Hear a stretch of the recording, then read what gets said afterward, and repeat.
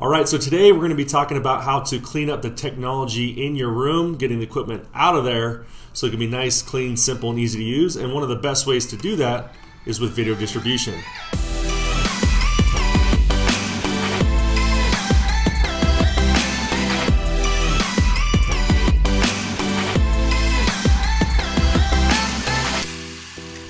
All right, this is Tyson Rabany with Quality Audio Video. I am filming from the Centennial, Colorado showroom. And like I said earlier, we are going to jump into video distribution and why it's so important and how it's going to help you clean up the technology that is in any room in your house or your business. So I found this this guy has some questions on this forum, and it looks like he's under renovation or remodeling or building a home, and he's asking specifically and primarily about HDMI video distribution. And just before I get into some specific recommendations and why that's important, so helpful and popular in terms of a solution, I want to talk about why it's important. And so if you can envision like a traditional living room, let's say, you've got a TV, maybe you have speakers and surround sound, you might have source devices like your cable or satellite box, a Blu-ray player, an Apple TV, a Roku, a Chromecast device, etc. And that's all localized to just that room. So it's tons of equipment and speakers and electronics to facilitate all that. And then you go to another room in your home, let's say an office, master bedroom, theater area, whatever it is. And in theory, if you want that same experience that you have in the living room, you need to replicate all that same equipment all over again in the next room. And again, it's tons of equipment that you're now going to have on your walls, on your floors, and physically have to locate somewhere in the space. And so it can take away from the interior design of the room, just the simplicity of the room. So what we do is we use think of it just as like a hub, a highway, if you will, that allows all your source components to go into it. So from one centralized location, you would have all of your equipment going into this hub. Using the example that I mentioned earlier, would be your cable, satellite boxes, Blu-ray player, any content that you're going to watch or listen to would go into this hub, and it would go out and get distributed throughout the house, so to the TVs or projectors in the home. So not only is that nice to have all the equipment out of the room, but you're not having to replicate it for every single room. So you don't need 8 Blu-ray players to get that Blu-ray throughout the house. You don't need 8 cable boxes with a monthly fee of each box or satellite box throughout each room in the house. So you can actually pare down on the quantity of each source device, again going into this hub, and it gets sent out to the rooms. And then the connection point in the room is actually pretty simple. It just runs over, in most cases, like a Cat5 or Cat6 cable. So we'll jump into that here in a second and come back to that.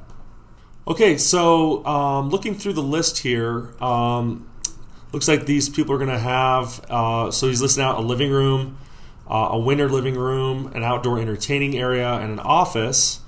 And it looks like he's already got the displays for that room. So there's an LG OLED 4K TV, there's a Samsung LED 1080p TV, a Sony LCD 1080p TV, and another brand's LCD 1080p TV. So a mixture of HD capable displays with one 4K capable display. And I'll kind of jump into the importance of that here in a second.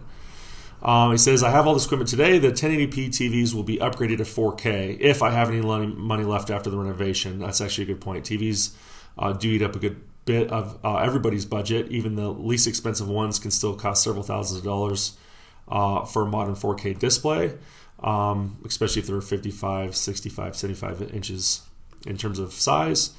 Optional future rooms that he wants to kind of plan for are an office with an LG 4K monitor, master bedroom with any brand he hasn't decided yet, 4K OLED TV he's thinking, and a guest bedroom, and he's saying 4K or 1080p HD would be totally cool. Of his equipment, he says I have the LG monitor for his office, so that's connected to his computer, it sounds like. All right, so those are all the outputs. So let's count those through. Living room 1, winter living 2, outdoor living 3, 4. So 4 today for sure. And then let's count in the optional ones. Office starts with 5, 6, 7. So it looks like 7 rooms would be on this system.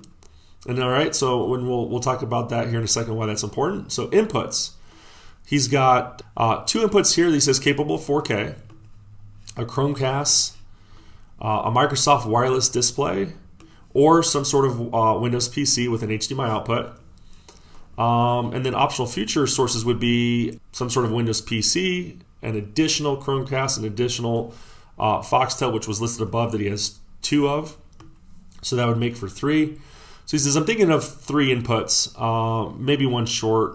He's saying, but 8 is too many inputs. So he's not too concerned about having loads of inputs. And this goes back to what we were talking about earlier. So he can have few inputs, in this case 4, going throughout the entire house to the 8 displays, or the seven rooms with the 7 displays.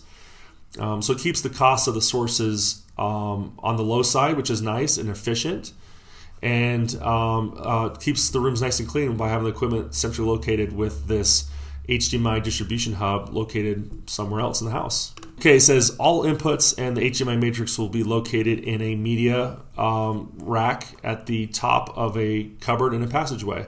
So he is planning on centralizing all his equipment, which is why he's looking into the video distribution to begin with.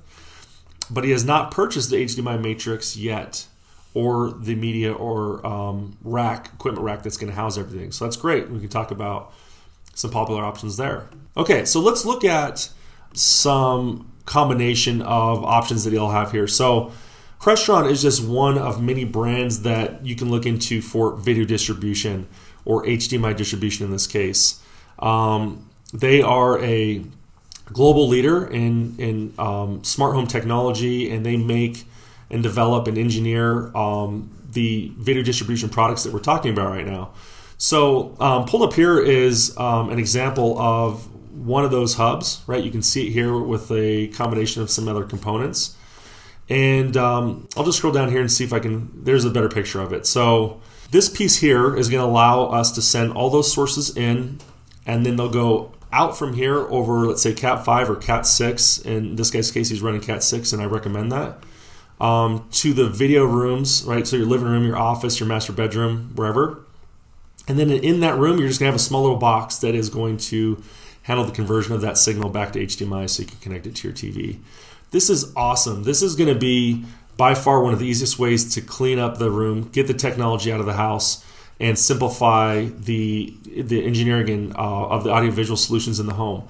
All right, so some things to consider are, do you want or need 4K distribution? In most cases these days, the answer is yes. There are still plenty of HDMI video products that can distribute only 1080p HD, and there is a big cost difference going from one that can do 4K to one that can't. Most of them are going to do 4K now, so we'll focus on the 4K solutions. So this would be, the example that I focused on here is the more traditional style, so where you've got one hub, it's fixed in terms of how many inputs and outputs you have. So popular configurations are 4 in, 4 out, so 4 sources in, 8 displays out. It could be a TV or a projector that's going out. Other popular configurations are, like 4 by 6, so 4 in, 6 out, or 6 by 4, 6 in, 4 out, or 8 by 8, so 8 in, 8 out. And they actually get quite bigger than that. You'll see 128 in, 120 out for really large facilities or commercial applications. One thing to point out, though, is the trend and solution is driving toward breaking that architecture and using IP. So we're now looking at sending 4K video over the Ethernet cabling in the house, or the business, whatever your application is. And so this completely gives you complete flexibility. You can have 1 in and 60 out in this case, if you can envision that. So you're just using Ethernet network switch that would be dedicated for the video distribution. And then you'd have encoders and decoders. So just the same concept as before. The difference here being is that you can have flexibility to say, okay, specifically today I have, in this guy's case, he's looking at maybe 4 sources in and 4 sources out. But in the future, he has a lot of plans where he's alluding to wanting to expand into the 7 or 8 rooms, or up to 2, 3, 4 additional sources. The problem with the traditional architecture, in the forum he mentions, possibly just buying a 4x4 matrix switcher today and possibly expanding later. And the downside to that is you're going to invest all the money into the 4x4, and when you want to expand that, you pretty much have to sell that and swap it out for the larger headroom version. So kind of using both architectures as an example, if you do the traditional architecture, meaning the single hub, it's fixed architecture, 8 in, 8 out, would be my recommendation to him in this case. So you'd buy the hub, the chassis that is capable of the 8x8, and you would only buy the input and output cards that you need today and leave the other ones blank. So you would have the input cards that can handle the 4 sources in, leave the other 4 blank, and you'd buy the output cards that would give you the 4 outputs that you need today and leaving the other ones blank. And then in the future, you'd have all the wiring done in the house and the architecture that you need to expand it at later, so that you can just add in the input cards and output cards as you expand room by room and source by source. And then thinking about the other more modern architecture where it's completely flexible, modular over IP, well, in that case, it's even a little bit more simple, where you just literally buy the 4 in that you need today and the 4 that you need out to the displays, and then expand off of that as you go. The difference being is that you're not having to invest in a fixed chassis architecture. You'll always be able to go less than or more than any combination that you would have in a fixed architecture. So you have one room where you want 2 displays, and so maybe that room now took up, you weren't thinking about having 2 displays in that room, and so now you have an additional output that you would need. So maybe it ends up being 6 sources in and 9 out as an example, instead of 7 or 8. So again, in that case, you might have invested the money into the architecture for an 8x8 and end up needing a 9th, or be stuck with the architecture that you have. Either way, it's just important to know the options that are out there and be doing enough pre-planning to feel comfortable with whatever architecture you're going to be investing in. Obviously, there are a lot of variables and complexities that could arise in terms of this type of design and system, and I would just encourage you to start a conversation. So if you're not in Colorado like this guy, still feel free to start a conversation with us. We'd love to share our knowledge and recommendations with you. Leave a comment below, like, follow, subscribe, and we'll see you later. GoQAV.com.